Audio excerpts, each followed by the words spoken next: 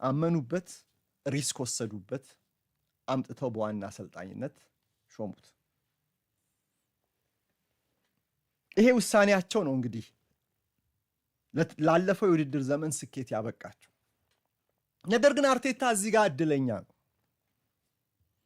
ያንን የፈንጂ ግዛት ረግጦ ያለፈለት ሌላ ሰው አለ። አርሰን ቬንገር የተባለ የቀድሞ አለቃው። እርሱ በ2019 አርሰናልን ከተረከበ በኋላ የክሮንኬ አስተዳደር በ2020 የኤምሬትስን ዕዳ ከፍሎ ጨረሰ።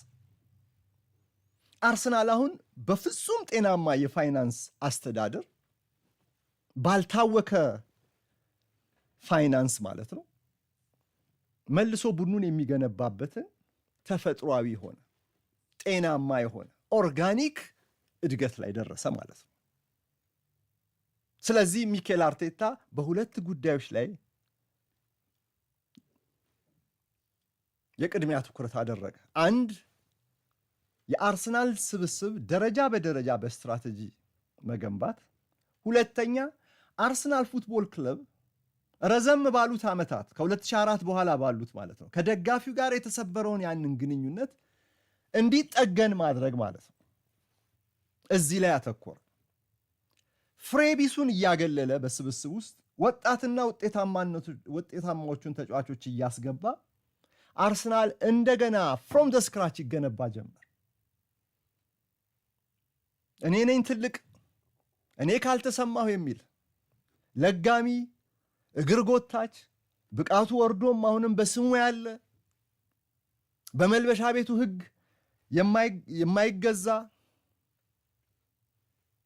እንደው ያን ያህል ትልቅ ጥፋት ባይሆን እንኳን እንከን የታየበት ሁሉ ከቡድኑ እንዲገለል አደረገ።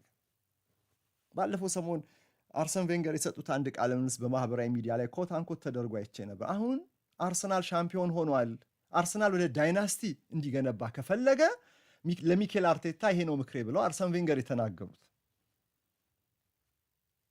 በጥሩ ሁኔታ ላይ በጥሩ የእድገት ከርቭ ላይ ስላለ ይሄ ክለብ ይሄ ቡድን አሁንም ቢሆን ትልልቅ ተጫዋቾች ናቸው ብለው የሚታሰቡ እንኳን ተጫዋቾች በአርሰናል ውስጥ የሚቀየሙ የሚያኮርፉ ቢሆን እንኳን እርምጃዎችም ወስደ ጨከን ያለ ውሳኔ እየወሰንክ ነው ይህን ቡድን ወደ ሌላ ደረጃ ማሸጋገር የምትችለው አሉ።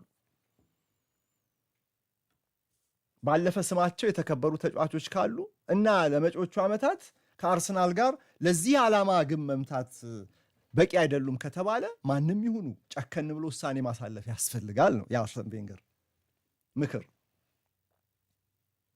እንደ ቬንገር የስቴዲየም ዕዳ ገደብ የለበትም ሚኬል አርቴታ። እነ ክሮንኬም ቢሆኑ በሚያውቁት የስፖርት ቢዝነስ ላይ እንዴት ማትረፍ እንደሚቻል፣ እንዴት ጤናማ ፋይናንስ ይዞ መቀጠል እንደሚቻል ስለሚያውቁ ያም ጠቅሟቸዋል። ነገር ግን የፋይናንሻል ፌር ፕሌይ ጉዳይ የህጉን ማለት አይደለም፣ በአጠቃላይ የፋይናንስ ጨዋነት ይሄ አስተሳሰቡ ራሱ መጀመሪያ የመጣው በአርሰን ቬንገር ዘመን በአርሰናል አስተዳደራዊ ዲኤንኤ ውስጥ ቦታ ያገኘው በቬንገር ዘመን ነው። እሳቸው ፋይናንሻል ዶፒንግ ይሉት ነበር አይደል? እነ ቼልሲ እነ ማንቸስተር ሲቲ ለቡድን ግንባታ ያን ሁሉ መዋለ ንዋይ ፈሰስ ከባለ ሀብት ባለቤቶቻቸው አምጥተው ኢንጀክት ሲያደርጉ ቬንገር ይቃወሙ ነበር። በወቅቱ አርሰናል ያን ማድረግ ስለማይችል ብቻ ሳይሆን እርሳቸው ያላቸው እምነት ፉትቦል ክለቦች ራሳቸው ጄኔሬት ባደረጉት ገቢ ላይ ተንተርሰው ቡድን ይገንቡ እንጂ ከውጪ በመጣ ከሌላ ሀብት በተገኘ ከሌላ የቢዝነስ ዘርፍ ጄኔሬት የተደረገን ገንዘብ ወደ እግር ኳሱ ኢንጀክት እያደረጉ በየጊዜው ቡድን መገንባት አጠቃላይ የፉትቦልን ኮምፒቲቲቭ ስፒሪት ወይም የፉክክር ሚዛን እና የፉክክር መንፈስ ማናጋት ብቻ ሳይሆን ግብረ ገባይም አይደለም።